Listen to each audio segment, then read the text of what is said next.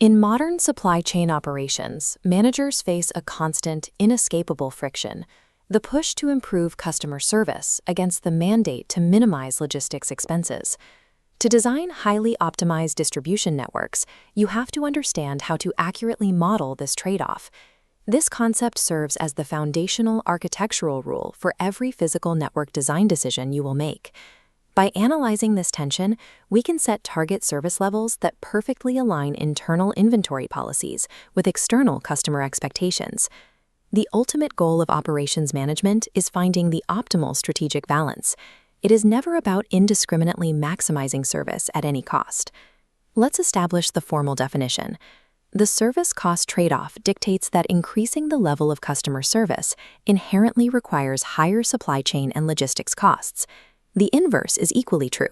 Reducing operational costs typically leads directly to lower service performance and reduced responsiveness to the market. What we are looking at is a continuous mathematical balancing act between external customer responsiveness and internal operational efficiency. Establishing this specific balance point dictates the macro-level decisions a company makes regarding inventory allocation, transportation mode selection, and facility location. If an organization fails to precisely define this balance, they operate without a functional or coherent operation strategy. We can see this trade-off physically manifest within modern distribution networks in three primary ways: inventory, speed, and variety. First, inventory availability. Keeping massive amounts of safety stock to ensure customers rarely face stockouts directly drives up holding costs. Amazon is the classic example. Positioning goods close to customers enables famous delivery speeds, but requires massive, capital-intensive investments in inventory across countless locations. The second manifestation is delivery speed. Offering same-day fulfillment to users drastically increases the labor needed, shifts networks to faster transportation, and requires a much larger facility footprint. Finally, product variety. When a company decides to offer many different SKUs, the complexity of managing that inventory multiplies, expanding storage requirements and management overhead. A modern supermarket might carry thousands of distinct SKUs. Satisfying that vast, unrestricted customer choice comes with a massive hidden cost in complex inventory logistics. Whether it's high availability, rapid speed, or endless variety, delivering high service universally extracts a heavy toll on operational capital. We've seen the physical examples. Now let's look at the underlying mathematical structure that actually defines the service cost trade-off. This chart visualizes the foundational axiom of the entire model. The relationship between cost and service is entirely nonlinear. Look at the dynamics at the lower end of the spectrum, where baseline service levels are low. At these low service levels, a minimal financial investment yields massive improvements in responsiveness. But as operations approach 100% perfect service, the dynamic flips entirely. Pushing your service near perfection causes operational costs to increase exponentially, not proportionally. Every fraction of a percent gained in service costs vastly more than the last. Understanding this mathematical curve is the only way managers avoid destroying their budgets for statistically negligible gains in service. The exact shape of this curve varies heavily by industry and baseline customer expectations, but the core characteristics remain constant. This structure governs specific operational decisions. Maintaining higher inventory levels improves availability, but holding costs will explode as a result. Selecting a faster transportation mode shrinks the final delivery time for the customer, but it dramatically increases total freight costs. Increasing the number of distribution centers across a region shortens the final mile to the buyer, but requires massive increases in fixed facility costs.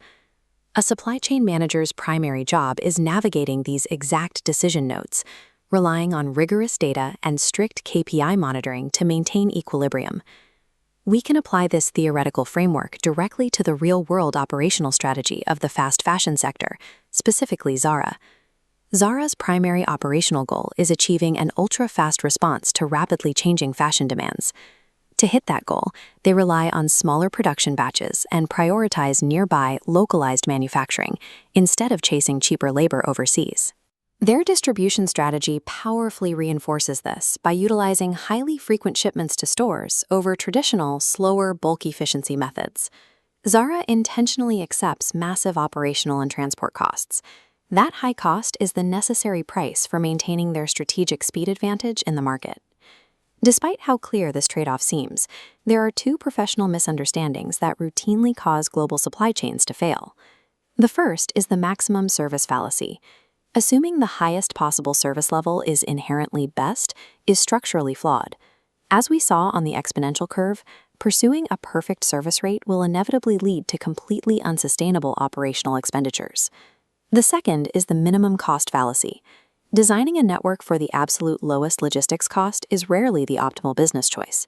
Hyper-focusing on cost reduction creates severe side effects, chronic inventory stockouts, and unacceptable order lead times. The ultimate practical result of the minimum cost fallacy is the systemic alienation and complete loss of the customer base.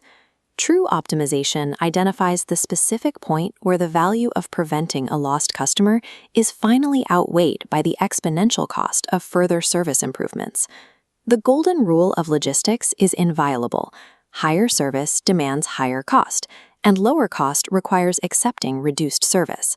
The true objective of any modern supply chain architecture is to find strategic balance, never blind maximization or minimization. Consider how this applies practically. If your customer base suddenly demands next-day delivery, how must your logistics costs physically shift to support that speed? Conversely, how should a network be redesigned if the consumer only values extremely low price and doesn't care about speed? Ultimately, you must determine exactly where the optimal service level curve exists for your specific industry. Mastering the service cost trade-off is what transplants a supply chain from a reactive cost center into a core